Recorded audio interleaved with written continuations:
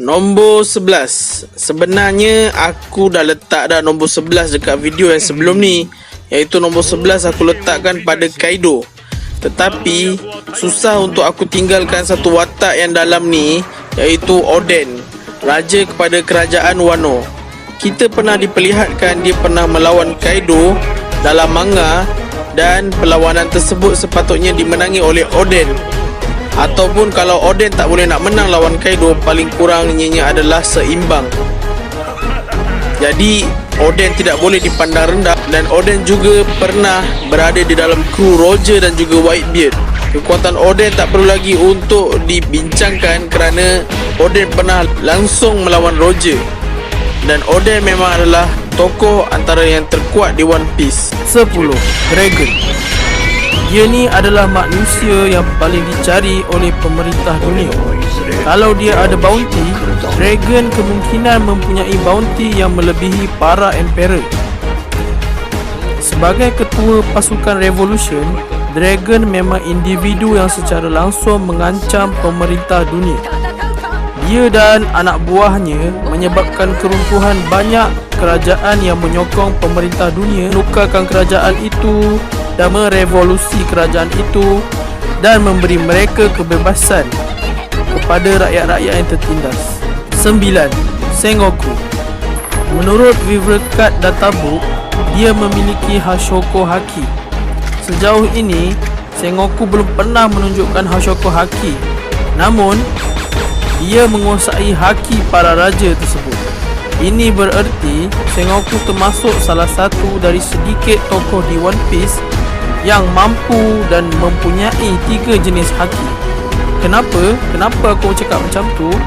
Sebab korang semua belum tahu bahawa seluruh Vice Admiral di One Piece memiliki Kenbon Shoku Haki dan Buso Shoku Haki.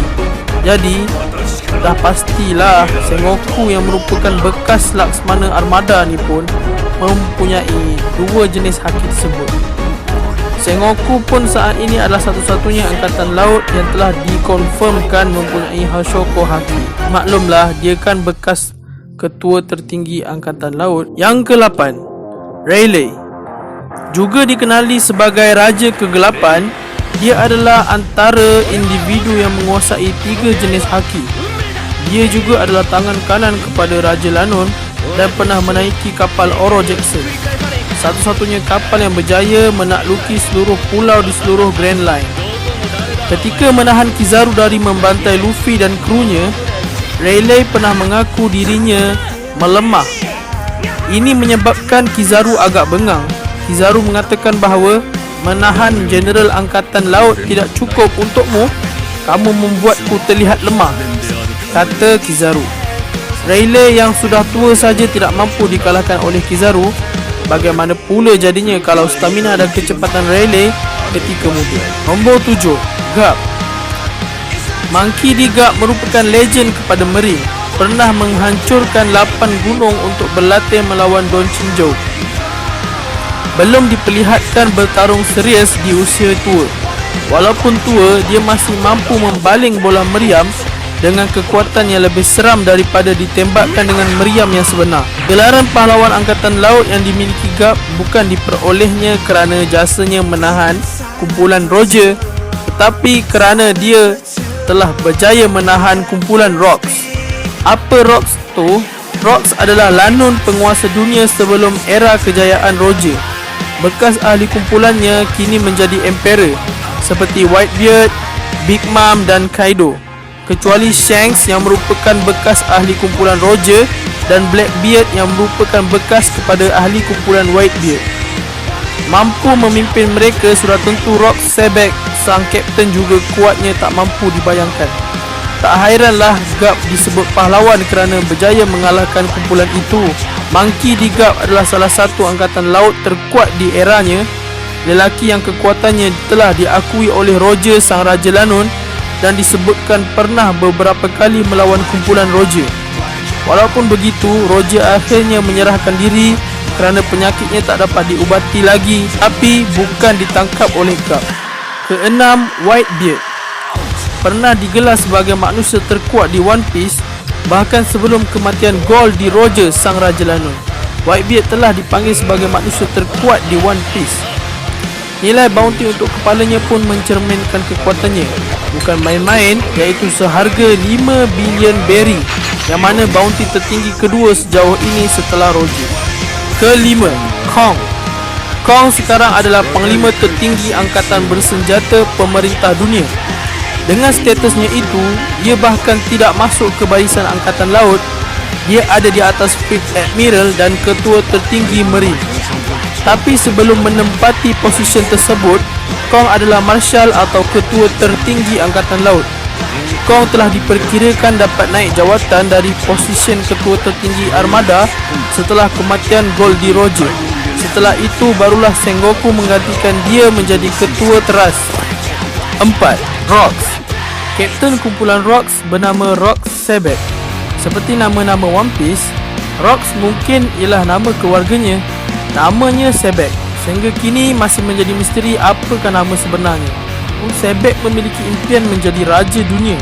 Sabbath juga dengan berani membuat perang dengan pemerintah dunia secara langsung, seperti juga pasukan Revolution ketika ini.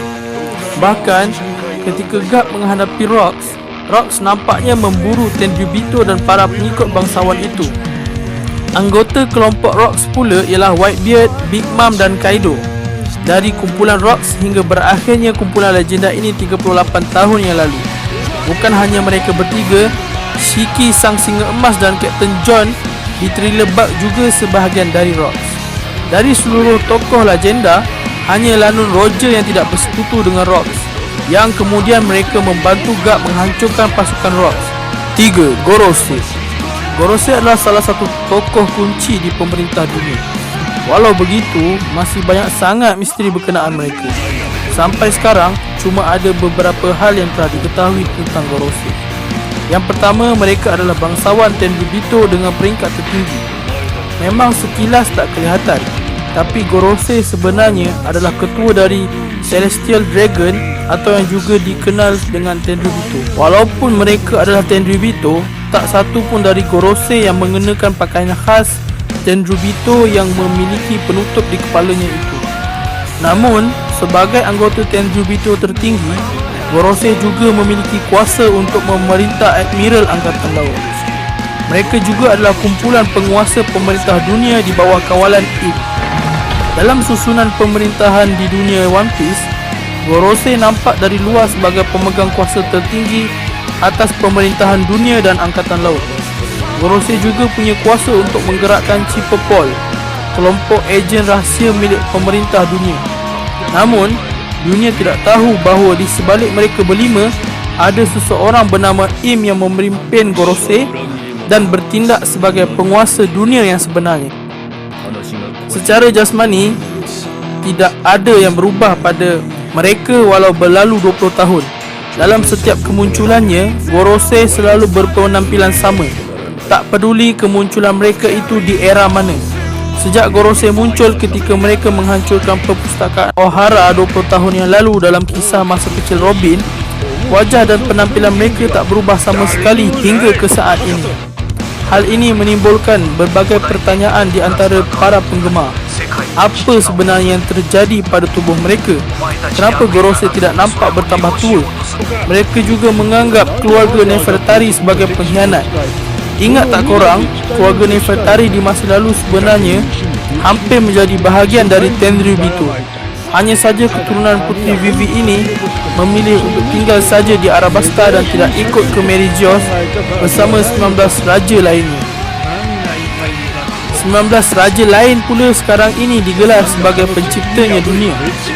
Keturunan 19 raja inilah yang kemudian menjadi Tenryubito atau bangsawan dunia ketika ini. Atas sebab ini, Gorosei menganggap keluarga Nefertari sebagai pengkhianat.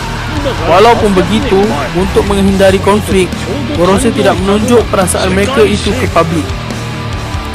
Walau tidak diketahui sejauh apa Gorosei tahu tentang abad kekosongan, Gorosei nampak cukup memahami apa yang telah terjadi sampai terlihat takut jika rahsia abad kekosongan itu bocor.